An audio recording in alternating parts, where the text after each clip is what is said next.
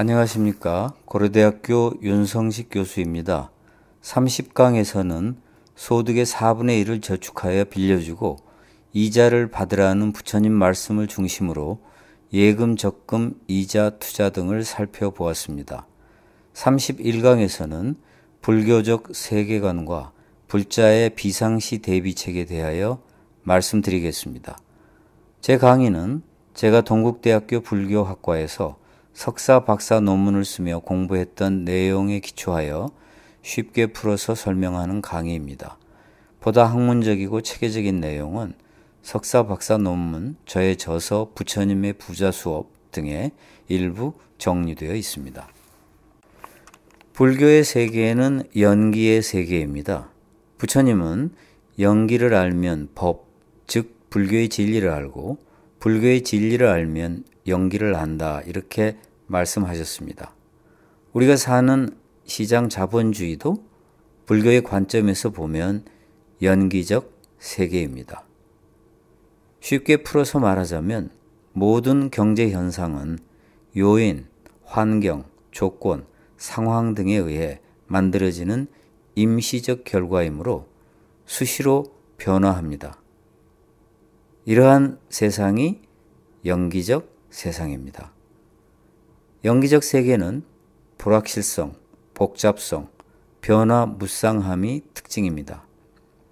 이러한 예측 불가능한 시대이므로 부처님은 여기에 대비하라는 말씀을 하고 계십니다. 예측 불가능한 시대에 대비하지 않는다면 그것은 망하는 길이지요. 중화함경은 재물을 구한 뒤에는 그것을 나누어 4분으로 만들라. 1분으로는 음식 만들고 1분으로는 농사 장만코 1분은 모두 간직해 두어 급한 때의 쓰임에 이바지하고 농사꾼이나 장사꾼에게 주어 나머지 1분에는 이자를 나게 하고 라고 설합니다.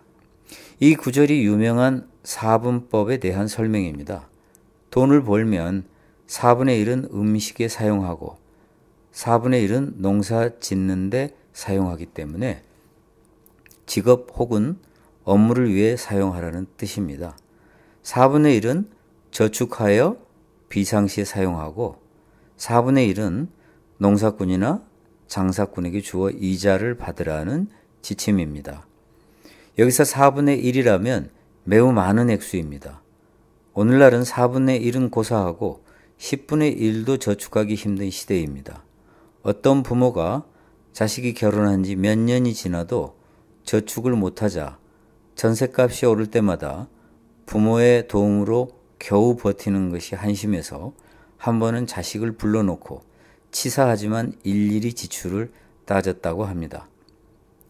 자식이 이렇게 써서 할 수 없이 저축할 수 없었습니다 라는 설명을 하자 부모가 그 말을 듣고 저축하기 힘들겠구나 라는 생각이 들어서 더 이상 야단치지 않았다고 합니다. 오늘날은 그저 벌어서 겨우 생존하기에 급급한 시대입니다. 4분의 1은 고사하고 10분의 1도 어렵지만 이럴수록 조금씩이나마 저축해서 미래의 험한 상황에 대비해야 합니다. 부처님의 말씀은 급한 때의 쓰임이라고 힘든 상황에 사용하라는 의미입니다.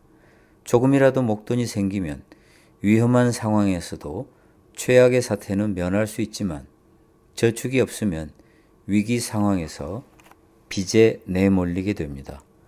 한국의 가계부채가 계속 증가하는 것은 저축할 수 없을 만큼 힘든 경제 생활 때문이기도 합니다. 힘들더라도 미래의 불확실성에 대처하기 위해서는 저축이 매우 좋은 방법입니다. 커피 마시지 말고 택시 타지 말고 외식을 줄이면 조금이나마 저축이 될 것입니다. 일본에서는 장기 침체가 계속되자 젊은이들이 소비를 줄이고 작은 것에 만족하는 삶을 산다고 합니다. 사고 싶은 것도 억제하고 한때 일본 사람들이 해외여행을 많이 했었는데 해외여행도 억제하고 단순 소박한 삶에 만족하는 이러한 삶의 양태를 일본에서는 사또리 세대라고 표현합니다. 즉 득도, 도를 얻은, 즉 도통한 세대라는 뜻입니다. 우리나라도 세대별 행복도를 조사하니 젊은이들이 행복도가 가장 높았다는 여론조사 결과를 본 적이 있었습니다. 취업도 어렵고 연애, 결혼, 출산이라는 세 가지 즐거움도 포기한 삼포 세대의 행복도가 가장 높은 이유를 젊은이들이 큰 욕심 갖지 않고 현실에 안주하는 태도라고 말하기도 합니다. 우리는 일본의 뒤를 따라간다고 흔히 말합니다. 일본의 사또리 세대처럼 우리 젊은이들도 득도한 세대가 되어가고 있는지도 모르겠습니다. 불교는 사치나 인색의 양극단을 배격합니다. 부처님은 유난히 인색이 얼마나 나쁜가에 대해서 경전에 여러 군데서 설명하고 계십니다. 따라서 절제는 인색을 의미하지는 않습니다.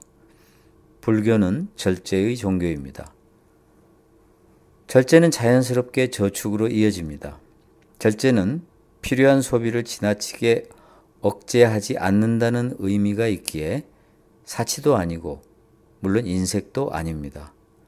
단순 소박한 중도적 삶은 절제이며 불필요한 소비를 하지 않아 저축하는 삶입니다. 요즘 직장인들 하루에 커피에 쏟는 돈이 상당합니다. 택시를 타도 며칠만 타면 금방 몇만 원이 넘어갑니다. 가랑비에 젖는다는 말이 있듯 이러한 소비는 누적되면 상당한 액수가 됩니다. 작은 것부터 절제하는 생활이 필요합니다. 비상시에 대비하는 방법은 첫째, 개인이 저축하는 방법, 둘째, 개인이 보험에 가입하는 방법, 셋째, 나라에서 해결해 주는 방법입니다. 첫째 방법과 셋째 방법은 경전에 언급되어 있는 불교적 관점입니다. 불교 경전에 첫 번째 방법이 설해져 있다는 사실도 놀랍지만 셋째 방법이 설해져 있다는 사실은 더욱 우리를 놀랍게 합니다. 그리고 보면 우리는 불자와 비불자 모두 불교를 무척 오해하고 있었던 것입니다. 소극적 종교, 수동적 종교, 허무주의적 종교로 잘못 알고 개인주의적 종교, 속세와 담을 쌓는 종교로 불교를 오해해 왔습니다. 이제 불교에 대한 우리의 관점을 획기적으로 바로잡고 불교를 올바르게 이해해야 할 시점이 온 것 같습니다. 불교는 밖에서 답을 찾는 종교가 아니라 안에서 답을 찾는 종교라는 말을 흔히 합니다. 맞는 말이기도 하지만 오해를 불러일으킬 수 있는 말이기도 합니다. 자칫하면 불교를 오해하여 모든 문제를 내 탓이라고 돌리는 종교로 생각할 수 있습니다. 언제까지나 내 탓만 하지 말고 세상의 변화를 위해 노력해야 합니다.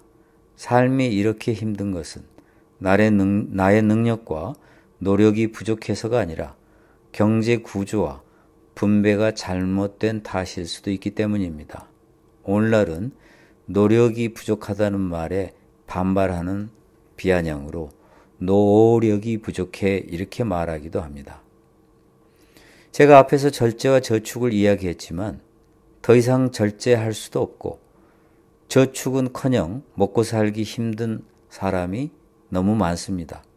이들에게 저축이나 보험은 사치스럽고 비현실적인 대안입니다. 불확실성에 대비하기 위해 내가 저축하고 보험에 가입하는 것만으로는 부족합니다. 저축할 수도 없고 보험에 가입할 돈도 없는 사람이 많기 때문입니다. 나라는 이런 비상사태에 대비하여 여러 가지 제도적 장치를 하고 있습니다. 예를 들어 홍수 피해가 나면 정부 예산으로 구제해주고 전염병이 돌면 정부 시설에 사람을 수용하고 방역을 합니다. 선진국일수록 개인이 감당하기 힘든 예상 외의 사태에 정부가 개입해서 해결해 줍니다. 경전에 나타난 불교 이상국가도 정부가 개인의 거의 모든 것을 해결해 주는 총체적인 복지국가입니다. 이에 대해서는 뒤에 자세히 설명하겠습니다. 모든 중산층과 서민의 소득을 일시에 증가하기는 어렵기에 무언가 엔진이 있어 경제를 발전시키고 그 결과 중산층과 서민이 잘 살 수 있는 세상을 만들어야 합니다. 민간 부문과 공공 부문에서 청년을 위한 일자리를 창출해야 경제를 발전시킬 수 있는 엔진이 만들어집니다. 민간 부문에서 신성장 산업과 벤처기업이 시장과 일자리를 창출하게 하려면 혁신과 모험이 꽃 피울 수 있게 먹이사슬에 묶여있는 천민자본주의를 자유롭고 공정한 시장자본주의로 개혁해야 합니다. 재벌체제를 개혁하여 가장 우수한 경영인이 대기업의 영역에서 자신의 소임을 다하고 신성장산업과 벤처산업과 서로 상생하고 공존하는 시장경제를 구축해야 합니다.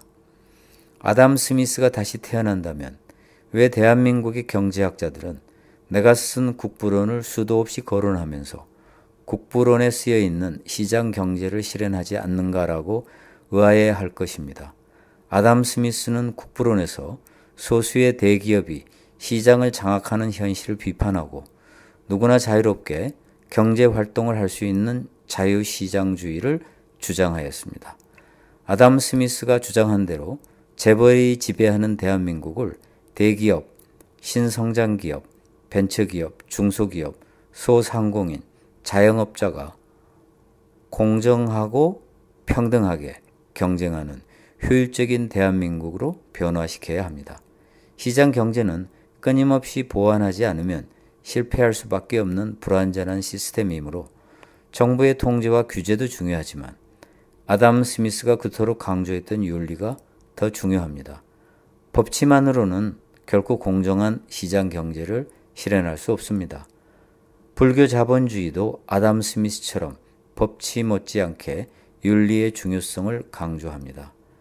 왜냐하면 시장 자본주의는 인간의 이기심을 고정된 것으로 보고 이기심을 이용하려고 하는데 많아요. 불교는 인간을 변화시키는 종교이기 때문입니다. 보다 상세한 내용은 추후 강의에서 설명하겠습니다. 부처님은 자바함경에서 소득의 4분의 1은 저축하여 남에게 빌려주고 이자를 받으라고 했으며 4분의 1은 간직해서 급한 때 사용하라고 권하고 계십니다. 당시에는 보험이나 금융기관이 발달하지 않아서 급한 때 사용하기 위해선 집에 돈을 간직해야 했겠지만 요즘은 그럴 필요가 없습니다. 이럴 때 위기에 대비한 대책으로는 보험이 있는데 보험은 투자의 관점에서 접근해야 합니다. 우리는 앞에서 예금 적금도 현금을 확보하기 위한 일종의 투자라는 점을 보았습니다. 보험에 가입하면 주식, 펀드, 부동산, 예금, 적금에 투자하지 못하기 때문에 투자의 관점에서 접근해야 합니다. 즉 보험에 투자할 것인가, 주식, 펀드에 투자할 것인가의 관점, 보험에 투자할 것인가, 부동산에 투자할 것인가의 관점, 보험에 가입할 것인가, 예금, 적금에 가입할 것인가의 관점에서 접근해야 합니다. 펀드나 부동산처럼 도중에 해약할 일이 없는 여윳돈으로 전문가의 도움을 받고 공부해 가면서 가입해야 합니다. 펀드나 부동산은 이러한 원칙이 지켜져야 되는데 보험에도 이러한 원칙이 지켜져야 되지 않을 이유는 없기 때문입니다. 보험에 들었다가 나중에 실망하여 해약하는 사람이 의외로 많습니다. 보험에 가입하면 오랜 기간 묶이고 조기에 해약하면 일부밖에 돌려받지 못하므로 없어도 된다고 제쳐놓은 돈이 아니라면 가입에 신중해야 합니다. 더구나 적립식의 경우 재정 상태가 악화되면 매달 내는 돈도 큰 부담이 됩니다. 보험에 대해 설명을 들을 때는 혹하지만 가입하면 나중에 후회하게 되는 그것이 바로 보험이 아닌가 싶습니다.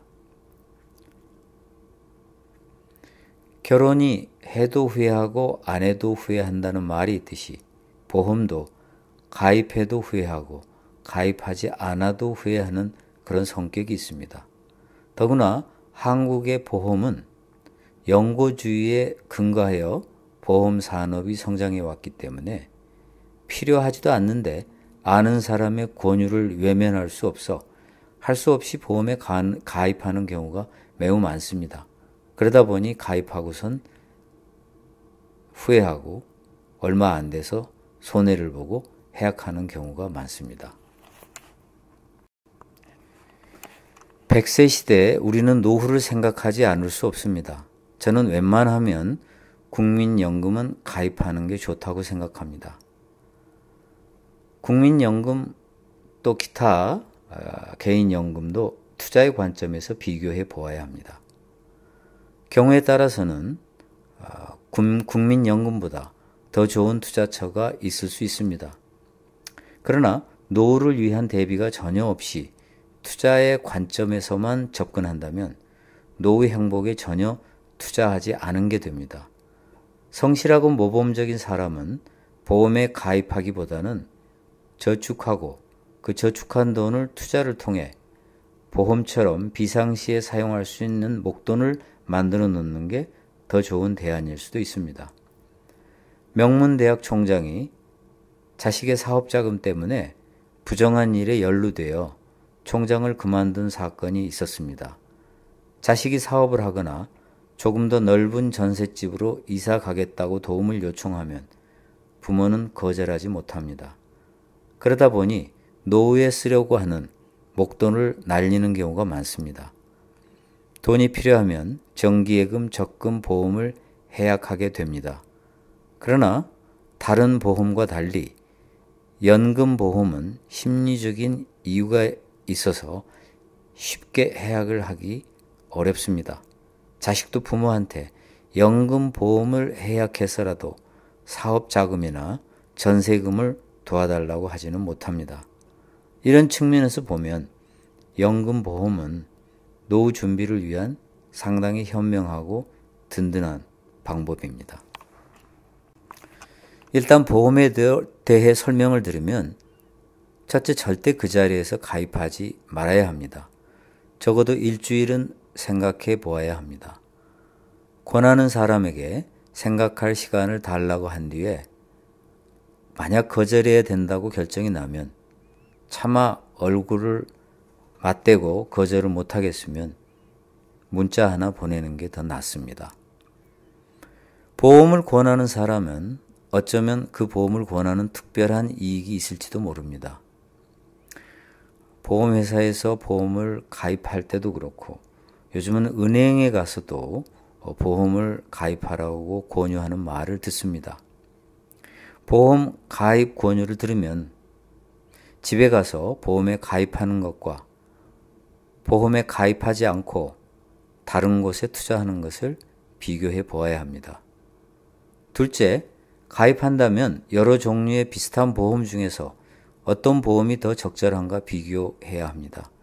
요즘은 물건 하나를 사려고 해도 가격 비교 사이트에서 사양과 가격을 철저하게 조사해 보고 사면서 보험은 이러한 분석도 없이 보험 설계사의 권유대로 쉽게 가입하는 것이 현실입니다.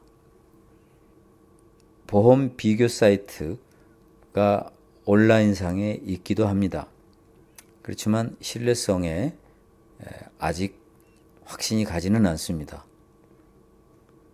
좀 더 조사해 봐야 되라고 생각을 합니다. 그러나 저는 좋은 참고가 될 수 있다고 생각하기 때문에 온라인 보험 비교 사이트, 흔히 이야기하는 온라인 보험 슈퍼마켓에 한번 들어가서 비교해 보는 것이 꼭 필요하다고 생각합니다. 보험 설계사의 말을 들으면 꼭 투자해야 할 것 같다는 생각이 들 정도로 그들은 설득력이 좋습니다. 따라서 자신이 잘 비교 분석해야 되고 전문가의 도움이 있으면 더 좋습니다. 셋째, 수수료에 관심을 가져야 합니다. 수수료가 생각보다 크기 때문입니다.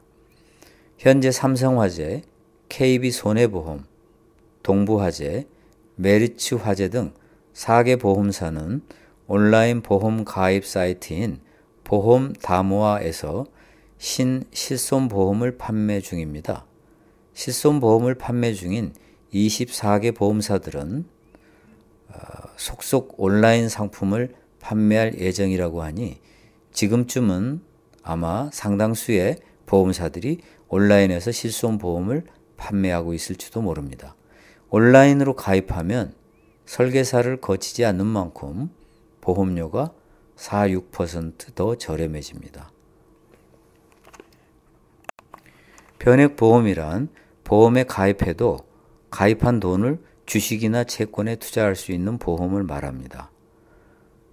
변액보험은 보험회사에 따라서 가입할 수 있는 펀드가 한정되어 있기에 막상 자기가 가입하고 싶은 펀드에는 가입 못할 수도 있습니다.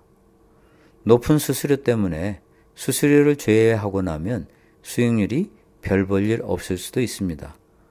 펀드를 자유롭게 선택하고 싶다면 변액보험에 가입해서는 안 됩니다.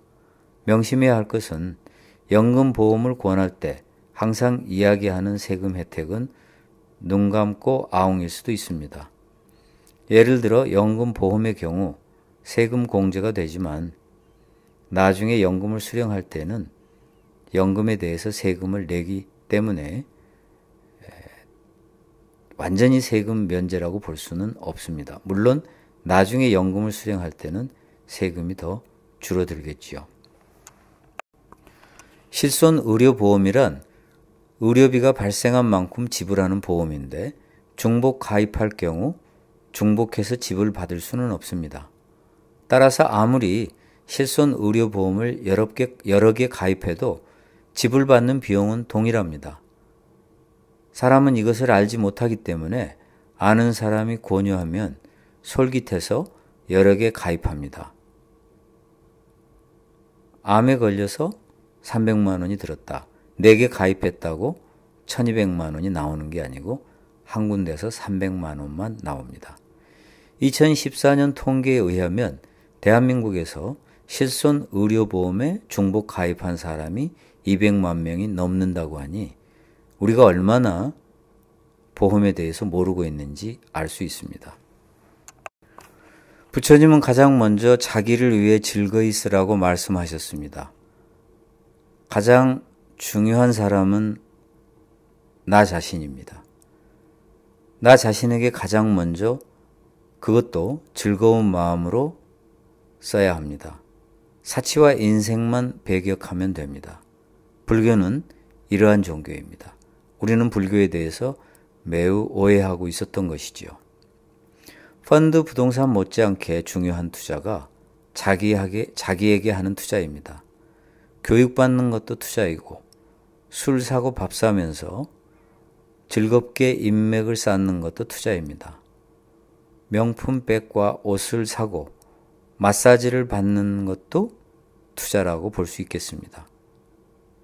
나의 브랜드와 이미지를 위해 그리고 나의 미래 역량을 위해 어떤 투자를 할 수 있을까요? 헬스장에서 운동하는 것, 옷을 잘 맞춰 입는 법을 배우는 것, 사진이나 그림을 통해 미적 감각을 기르는 것, 창의력을 위해 악기를 배우는 것, 독서를 통해 사고력과 판단력을 기르는 것, 외국어 습득과 자격증 취득도 말하자면 자기에게 하는 투자입니다.